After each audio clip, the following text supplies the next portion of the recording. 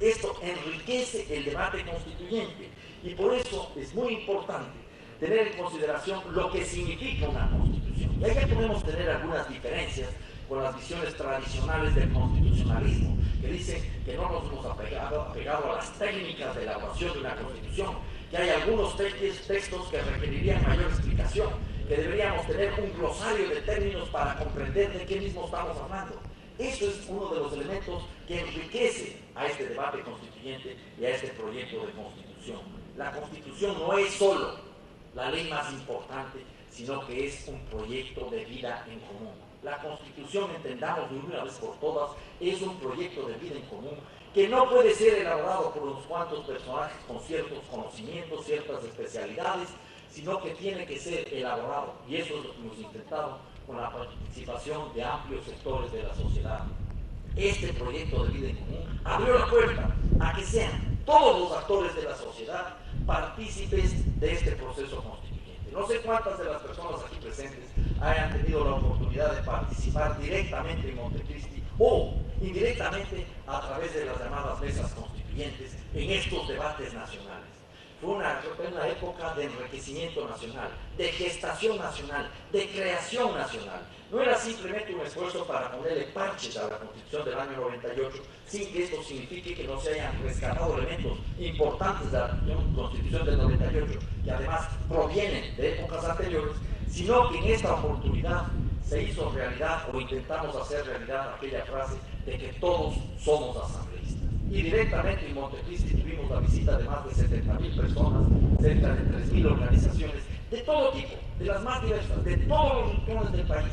Recibimos propuestas de constituciones completas, recibimos propuestas de reformas puntuales, de artículos, de sugerencias de diversos temas. Y aquí yo creo que debemos rescatar, porque esto es muy importante, el hecho de que la participación debe ser una de las características básicas para la construcción democrática de una sociedad democrática. Si la construcción no es democrática, el resultado final no será democrático. Podemos tener las mejores ideas, las mejores intenciones, las mejores propuestas de la gente más calificada, pero si el proceso cierra la puerta a la participación, al debate franco y abierto, no vamos a tener los resultados adecuados. Yo mencionaría, por ejemplo, con satisfacción, claro que se me ha criticado porque soy demasiado demócrata o demasiado democrático y que en mi época hubo la democracia del bla bla bla y que eso frustró un poco la velocidad en el trabajo. No era una carrera de velocidad, era una carrera de resistencia. Pero mencionaría aquí con entusiasmo, por ejemplo, los puntos planteados por la conferencia episcopal y representantes de la Iglesia ecuatoriana. Me visitaron varias veces. La primera visita de trabajo que tuve al iniciar el año 2008, creo que fue el 3 o 4 de enero, un lunes, en Montecristi, fue la visita de Monseñor Mario Ruiz, con quien había tenido la oportunidad, la satisfacción, el honor de trabajar como asesor cuando fue presidente de la Conferencia Episcopal Ecuatoriana. Una persona muy capaz, muy lúcida, muy abierta y dispuesta a escuchar distintas posiciones. Y le recibí con gusto y volvieron varias veces. Pero en este año, creo que en abril, la fecha exacta, no recuerdo, me visitaron y me entregaron un documento escrito el 1 de abril del año 2008. Y ahí firmaban varias de las personalidades que representan a distintas instancias de la Iglesia Católica. Entre otros firman, y si quieren el documento les voy a dejar copias para entregar, no tengo para todos, las 4 o 5 copias. Firma, por ejemplo, Monseñor Mario Ruiz, como arzobispo emérito de Puerto Viejo. Firma también Monseñor Antonio Arregui Garza, arzobispo de Guayaquil, los dos miembros de una comisión de observación para la Asamblea Constituyente. Y aquí plantean estos señores, con todo el derecho como ecuatorianos, porque todos tenemos que hablar, pero no podemos escondernos detrás de un púlpito, detrás de un cuartel para decir que solo estaba opinando. No. Aquí hablamos como ecuatorianos en derecho de ciudadanos y tenemos que atenernos a las consecuencias de la vida política. Y aquí está este documento. Y nos hemos dado el trabajo de revisar con detenimiento todos los elementos planteados y cuáles fueron recogidos en la nueva Constitución. Les podría leer y nos quedaríamos solo hablando de esto, me imagino que a muchos les puede parecer muy interesante. Pero aquí, por ejemplo, en la página número 3, estos señores de la Iglesia Católica, los mencionados, personas de altísimo nivel de la cúpula de la Iglesia, señalaban, por ejemplo, con claridad, en la página 3, proponían que se debe dar paso a la unión estable de una pareja sin que importe su sexo u opción sexual, y en donde cada uno de sus componentes estén libres de matrimonio o vínculo similar con otra persona. Generará los derechos y obligaciones que reconozca la ley. Eso es lo que hace la Constitución de Montecristi. Reconocer eso, no abrir la puerta al matrimonio homosexual, como se ha dicho. Además, aquí se plantea que se debe de respetar la vida desde su gestación, desde su concepción, es el término, ¿ya? Y aquí se reconoce el derecho a la vida desde su concepción. Son absolutamente claros los planteamientos acá y lo que se recoge acá. No quiero entrar en este caso en una pugna, una disputa de cuáles son las razones que pueden tener los obispos para su planteamiento. Pero el hecho a donde quiero llegar es que es importante transparentar toda esta información y leer la Constitución, estudiar la Constitución, analizar la Constitución. Es importantísimo entonces estar claro de que llegamos a Montecristi, los que representábamos a Pueblo País, 80 asambleístas, más algunos otros asambleístas de otras agrupaciones que conforman esta tendencia de cambio, sin una Constitución preelaborada. Elaboramos artículo por artículo, de una manera difícil, compleja, pero lo hicimos.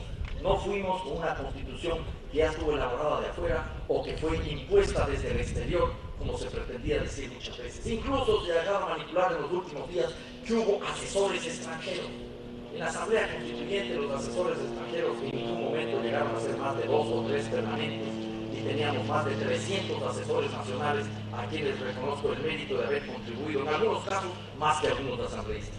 Adicionalmente, yo creo que no hubo ninguna imposición, hubo discusiones y debates frontales, abiertos, complejos y difíciles, que tienen como resultado esta Constitución, que es la Constitución de Montecristi. Yo creo que hay que entender también que es significativo el hecho de que esta Constitución tiene una cantidad enorme de artículos porque representa esa diversidad y esa participación de la sociedad. No es que simplemente había novelería, hay parte de lo que se conoce el neoconstitucionalismo. Hay el deseo de los distintos sectores de la sociedad de ver plasmadas sus propuestas y de que no queden simplemente en los principios generales, sino que se abra la puerta para resolver los problemas de una manera cierta, para que la Constitución sea realmente ese proyecto de vida en común. En ese contexto, nosotros podríamos también preguntarnos, ¿qué pasó al último? Un atropellamiento, se emitieron los textos, se acordaron los plazos y se cometieron algunos errores, sin duda alguna. Yo, por eso me retiré el 24 de junio, porque prefería la calidad de los debates y la calidad de los textos, antes que cumplir con el plazo. Era una opción personal. Yo sé que no cumplir con el plazo tenía también un costo político, y en lugar de llegar a afectar el producto final, la Constitución y este proceso de cambio en marcha, prefería hacerme a un lado. Pero tengo que reconocer, a mi pesar, que hay algunos puntos que no se los elaboraron de una manera adecuada al final. No encuentro mala fe por ningún momento, y encuentro mecanismos o formas de entender y de comprender cómo se hizo. Para que ustedes tengan idea de qué estamos hablando. La Constitución se comenzó a aprobar en el Pleno de la Asamblea, artículos por artículos, en primer lugar, luego fueron algunos capítulos, algunas secciones, algunos títulos, desde el martes 1 de abril. Antes no, porque no había textos para aprobar. Hay gente que reclama que esto se pudo haber hecho ya mucho antes. Nosotros comenzamos a trabajar de una manera responsable, recogiendo la opinión de la ciudadanía. No es que no teníamos propuestas, sino que había que enriquecerlas para aprobar esta Constitución. No sé cuántos de ustedes han tenido la oportunidad de ver cómo crece un bambú japonés, de esos bambús tradicionales. Desde que se lo planta hasta que comienza a crecer pasan 7 años. Y en 3 meses, apenas en 3 meses, luego de haberse enriquecido en el fondo de la tierra, crece a la altura que alcanza de varias decenas de pies. Ese es un proceso constituyente de participación, de debate, de construcción, de análisis, de enfrentamiento de tesis, para tener un proyecto que nos permita sentirnos a la mayoría de ecuatorianos identificados en él.